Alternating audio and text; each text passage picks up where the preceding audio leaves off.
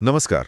आज एक ऐसी बात पर चर्चा करते हैं जो शायद हम सब ने अपने घर में सुनी है। कौन सी बात? बेटा, बाकी सब छोड़ो, एफडी करा लो। माता पिता और दादा दादी के लिए फिक्स्ड डिपॉजिट यानी एफडी पैसा बनाने का एक बड़ा भरोसेमंद जरिया था। बिल्कुल। लेकिन सवाल यह है कि क्या ये सलाह आज के जमाने में भी उतनी ही कारगर है? ये एक बहुत ही दिलचस्प सवाल है, क्योंकि ये सिर्फ पैसों का नहीं बल्कि पीढ़ियों से चले आ रहे एक भरोसे का भी मामला है। बिल्कुल। एक वक्त था जब एफडी पर आप मानिए 12% से 16% तक का ब्याज मिलता था। अच्छा। जी, जो उस समय की महंगाई दर से कहीं ज्यादा था।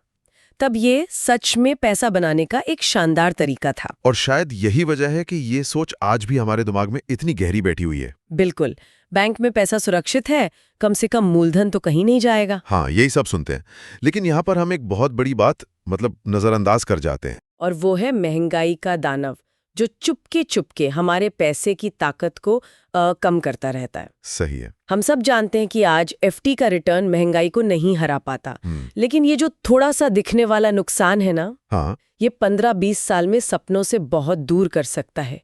इसी को कहते हैं अवसर की लागत या अपॉर्चुनिटी कॉस्ट। क्या हम इस अवसर की लागत को आंकड़ों में समझ सकते हैं? जरूर, चलिए एक आसान सा हिसाब लगाते हैं। हाँ, बताइए। मान लीजिए आज महंगाई दर 7% है और आपको अपनी 5 लाख रुपए की एफडी पर 6.5% का ब्याज मिल रहा है। ठीक है। 3 साल बाद आपका पैसा बढ़कर लगभग 6,04,000 रुपए हो जाएगा।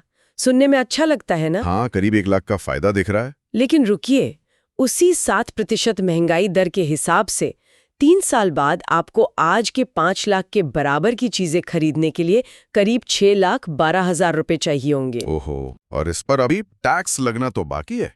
एग्जैक्टली 10% टैक्स के बाद आपका असली रिटर्न -2.34% हो जाता है। आप असल में पैसा गवा रहे हैं। ये तो चौंकाने वाली बात है। तो हम मानसिक शांति के लिए अपनी मेहनत की कमाई को धीरे धीरे कम कर रहे हैं। लेकिन लोग कहेंगे कि कम से कम मूलधन तो सुरक्षित है, स्टॉक मार्केट में तो वो भी जा सकता है, उस दर का क्या? आपका डर बिल्कुल जायज है और यहीं पर निवेश की सही समझ काम आती है। मतलब? समाधान ये नहीं है कि आप अपनी सारी बचत को उठाकर स्टॉक मार्केट में लगा दें। समाधान है एसेट एलोकेशन में। एसेट एलोकेशन, ये शब्द काफी सुना है, लेकिन इसका आसान मतलब क्या है? बहुत सीधा सा मतलब है अपने सारे अंडे एक ही टोकरी में न रखना। अच्छा।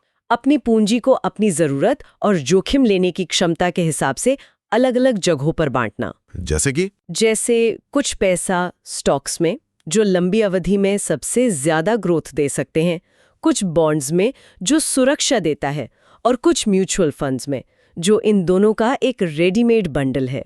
तो इसका मतलब एफडी पूरी तरह से बेकार नहीं है? नहीं, बिल्कुल नहीं। अगर आपको अगले 1-2 साल में पैसों की जरूरत है, जैसे घर की डाउन पेमेंट, तो एफडी एक बेहतरीन विकल्प है। ओके, मतलब शॉर्ट टर्म लक्ष्यों के लिए। हाँ, लेकिन अगर आप 10-15 साल बाद के रिटायरमेंट के लिए पैसा जोड़ रहे हैं, तो सिर्फ एफडी पर निर्भर रहना एक वित्तीय भूल होगी। तो निवेश करने से पहले हमें खुद से क्या सवाल पूछने चाहिए? 4 जरूरी सवाल। पहला, क्या मेरा निवेश महंगाई को मात दे रहा है? दूसरा, क्या ये टैक्स बचाने में मदद करता है? तीसरा, क्या ये मेरे जोखिम लेने की क्षमता से मेल खाता है? और चौथा, क्या ये मेरे लक्ष्य तक पहुंचने में मेरी मदद करेगा? अगर इन चारों का जवाब हाँ है, तो आप सही रास्ते पर हैं। तो आज हमें समझा कि कैसे हमारे बड़ों की सम्मानजनक सलाह आज के बदलते वित्तीय माहौल में हमारे लिए एक जाल बन सकती है। बिल्कुल।